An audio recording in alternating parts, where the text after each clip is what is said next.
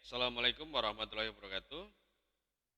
Kawan-kawan mahasiswa yang saya banggakan, kembali kita ketemu di mata kuliah Sistem Operasi.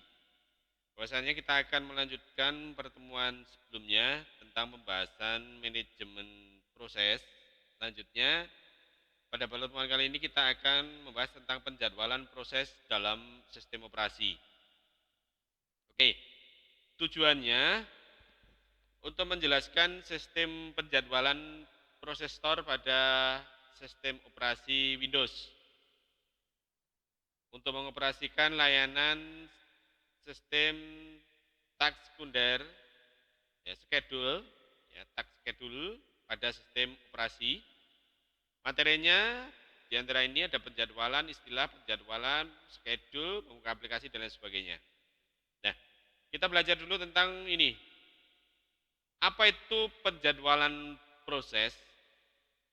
Bahwa penjadwalan merupakan kumpulan kebijaksanaan dan mekanisme di sistem operasi yang berkaitan dengan urutan kerja yang dilakukan oleh sistem komputer.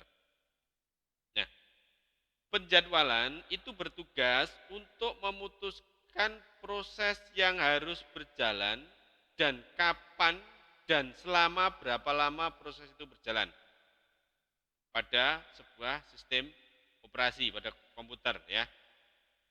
Nah, ada penjadwalan antrian.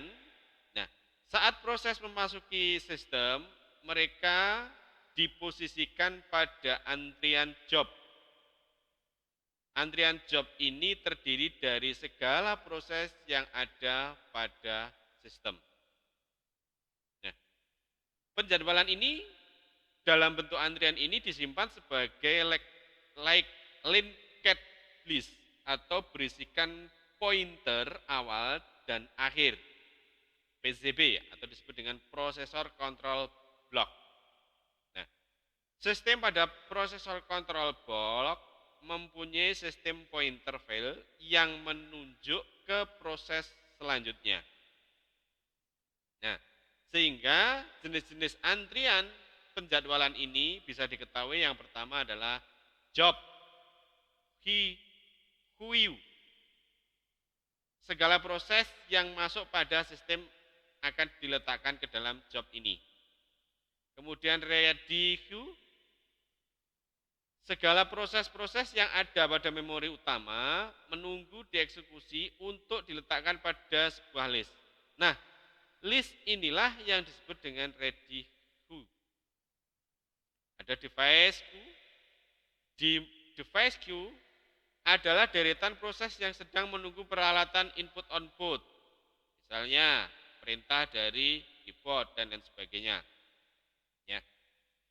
Tiap-tiap proses bisa berpindah dari satu antrian ke antrian lainnya. Seperti pada gambar ini.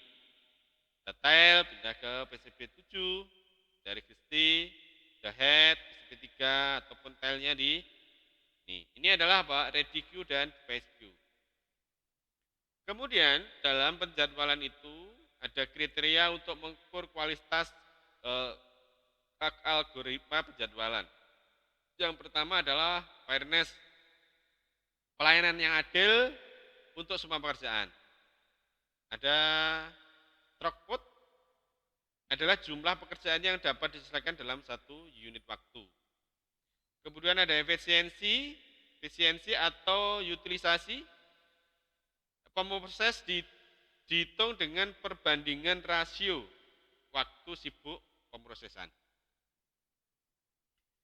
Kemudian ada respon time, yaitu waktu tanggap dalam sistem interaktif adalah waktu yang dihasilkan dari karakter terakhir untuk baris perintah yang dimasukkan atau transaksi sampai hari pertama muncul di layar ataupun di terminal ataupun di tampilan itu ya.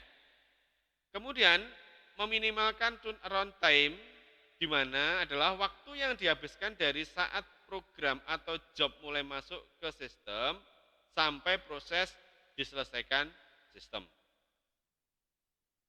Kemudian dalam penjadwalan itu ada istilah-istilah. Yang pertama adalah scheduler. adalah bagian sistem operasi yang mengatur penjadwalan eksekusi proses-proses. Ini istilah-istilah seperti yang tadi, kelanjutannya tadi maksudnya. Kemudian penjadwalannya ada beberapa bentuk, yakni ada long term, ada schedule atau job schedule. Penjadwalan ini menyelesaikan proses-proses apa yang harus dibawa ke antrian ready queue.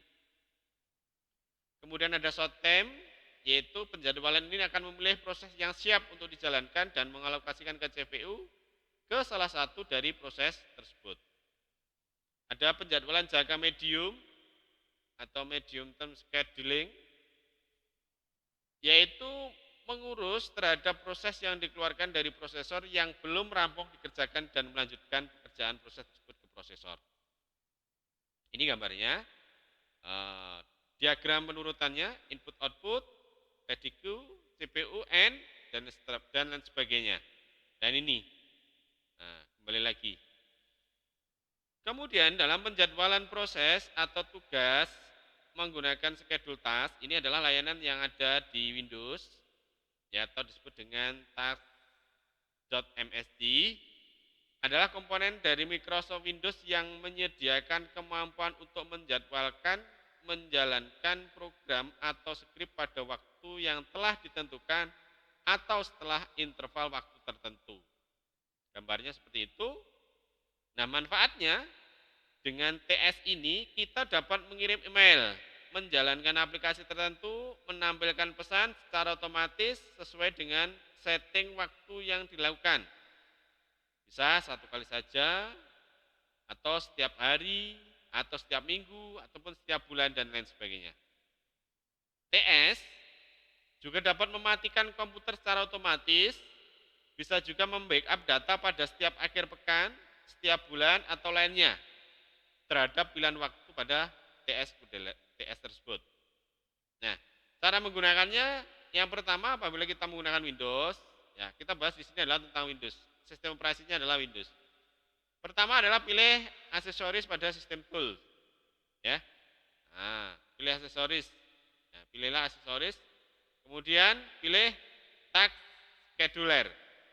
Nah, kemudian akan muncul halaman seperti ini. Oke, kalau sudah, pada bagian kanan pilih create basic. Nah, create basic yang ini. Gambarnya seperti ini. Kalau saya kembalikan, ini tadi, ya kan? Nih, ya kan? Klik create basic, maka akan muncul seperti ini. Nah, kemudian isikan contoh data name backup database misalnya. Deskripsinya silakan dipilih setengah-setengah, nggak apa-apa. Tidak diisi juga nggak apa-apa. Ya. Kemudian klik tombol next dan akan dibawa untuk memilih penjadwalan yang diinginkan, misalnya daily, weekly, monthly, on time, dan lain sebagainya. Pilih salah satu. Dan klik next lagi, masukkan tanggal akan dimulai dan jam penjadwalan yang diinginkan. Kemudian dilakukan pada contoh misalnya masukkan tanggal jam 16, klik mulainya kapan. Ya. Oke, kemudian kita masukkan ke bagian action pertama, kita akan dibawa kepada bagian apa yang perlu dilakukan dalam penjadwalan tersebut. Saat ini kita memilih menjalankan program start a program atau klik, kemudian klik next. Ini start program, jalankan program aja misalnya. Kemudian pada bagian program, pilih browse untuk memilih file yang akan dijalankan. Pilih apa? Nah, hal ini di tempat backup bat misalnya. Kemudian pada start in opsional kita isi directory file backup bat berada, setelah itu tekan tombol next. Oke, next ini. Kalau sudah, maka akan tampilannya akan seperti ini. Menampilkan ringkasan tadi, ya. Oke. Kemudian supaya lebih yakin bahwa penjadwalan berhasil dilakukan, pada bagian ini kita pilih TS Library dan akan terlihat di sini. Bagian tengah ada penjadwalan ini. Oke, itulah tadi tentang penjadwalan dalam sistem operasi. Nah, sehingga jadi kesimpulannya pada pertemuan kali ini bahwa penjadwalan merupakan kumpulan kebijaksanaan dan mekanisme di sistem operasi yang berkaitan dengan urutan kerja yang dilakukan sistem komputer. Kemudian penjadwalan